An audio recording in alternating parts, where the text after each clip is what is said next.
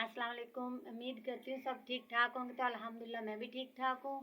तो आज मैं कपड़े सिलाई कर रही हूँ। अदना ने मैंने सूट लैके दिता सी ते मैं क्या सिलाई कर लवां। अस्सलाम वालेकुम गाइस, की हाल चाल है। उम्मीद करता हूँ होंगे खैर वाफियत से। तो अल्हम्दुलिल्लाह मैं भी बिल्कुल ठीक ठाक हाँ। ते अज सही मैं तो आया घरे रोटी खाने वास्ते ते देखदा तो मेरी बेगम साहबा खिलारा पा ते सारा बैठी ने। मैं घंटा हो गया आता पिया मैनू रोटी दे, मैनू भुख लग गई है। ते हुण मैं हाली काम तो आया ते बेगम साहब होरी की करदे बैठे ने। सही मेरा की करेंदे पै वे बैठी करे नहीं। अस्सलाम वालेकुम। उम्मीद करती हूँ सब ठीक ठाक होंगे। तो अल्हम्दुलिल्लाह मैं भी ठीक ठाक हूँ। तो आज मैं कपड़े सिलाई कर रही हूँ। अदना ने मैंने सूट लैके दिता सी ते मैं क्या सिलाई कर लवां। अच्छा तू सिलाई चंगा तेन मैं चंगा सूट लै दिता ते बुक्का ही मैनू मारी कड़ी मरे। इसमें थोड़ा दस कि मैं आंदा पिया वां। मैनू हुण थोड़ा पता ही तो अगुए खिलारा पा ते बैठी उस कपड़े सींदी। मैं क्या जावां घर रोटी खावां, तू अंदर आया तो कपड़े सिलाई करती बैठी है। हाँ मैं क्या अपना सूट ते सिलाई कर लवां। चौखा रहा हुण बस शुरू कीता हुण। हाली हुण काका रो रहा है। हाँ सवेरे काके दा सूट एक सिलाई मेरा कीता पुत्र है। है एवं मंजी ते सौ गया पिया पिया। मैं तुहानू विखानी हां अपने काके दा सूट। अच्छा जी, ये सूट है यूसुफ खान दा। यूसुफ दा सूट सीता अज।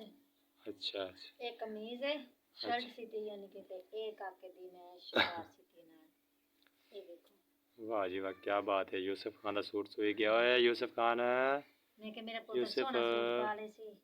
सोना सूट ओ पैसा पापा बुलांदा पिया है।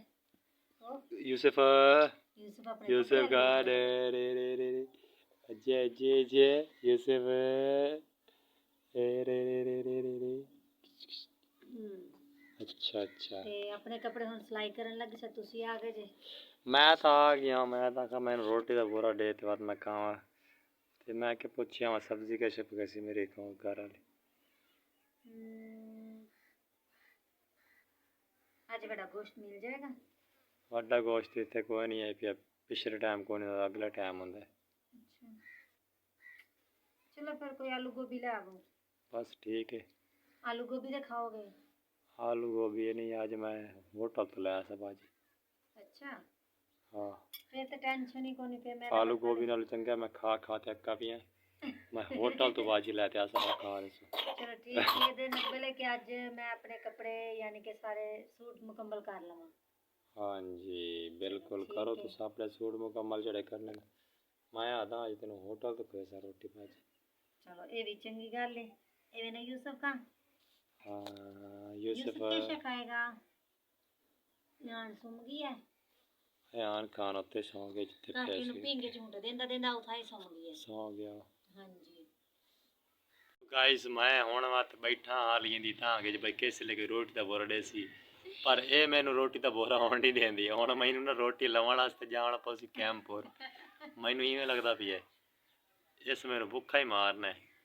ਜਦੋਂ ਤੁਸੀਂ ਕਿ ਘਰ ਬਣਾਣੀ ਨਹੀਂ ਤੇ ਫਿਰ ਫਾਇਦਾ ਮੈਨੂੰ ਕੀ ਪਤਾ। घर नहीं बना ਤੁਸੀਂ ਜਾਓ ਜਾ ਕੇ ਰੋਟੀ ਭਾਜੀ ਲੈ ਆਵੋ ਫਿਰ।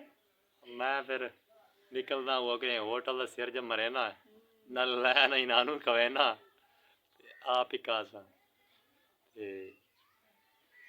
यार तुहानू असा कह दसी साढ़े कोल बाहर निकले नहीं जाता कि वीडियो बनाने वास्ते। टाइम जिस लगसी ना सानू टाइम के तुहानू पता मजदूर बंदे हैं सारी यार काम कार दे बंदा रुझा रहा है। ये तो घर कपड़ा तो इलावा इनू कोई होर काम कोई नहीं। सारी यार डिश डुश ला दी है तो डिश जी खराब हो गई साड़ी।